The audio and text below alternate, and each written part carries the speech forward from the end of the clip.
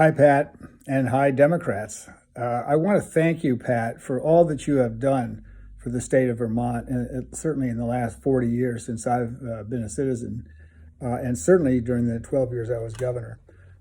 You have, I often say, and not exactly jokingly, that you have been the sixth largest industry in the state of Vermont in terms of how much money you brought in and how many jobs you created here.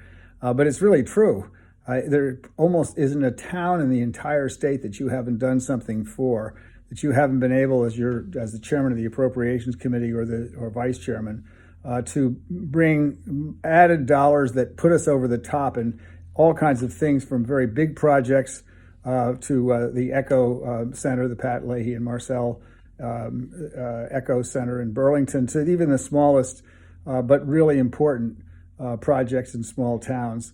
So thank you for that kind of leadership and for what you've done for your state. I really want to thank you, however, for what you've done for the country. You exerted a moral leadership in your 48 years that is not so common as I wish it were in the Senate or in our government. I remember you best, not for the great influence you had when you were chairman of the judiciary, although that was very important.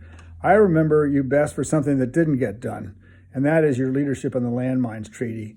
That showed me that you were willing to stand up for what was right and for human rights and decency all over the world against all the odds. We will pass the Landmines Treaty someday and have the United States be a signatory to it.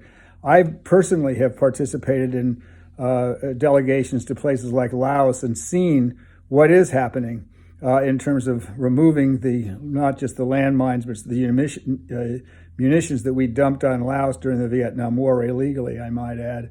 And you had a great deal to do with making that happen simply by your moral leadership and willingness to stand up for what was right. So I thank you certainly as a great senator, because you do what great senators do for your home state. But I particularly thank you for the decency that you've shown in 48 years of service to the state of Vermont and to the moral leadership that you've exhibited for the whole country. I admire you greatly, and I really thank you for what you've done.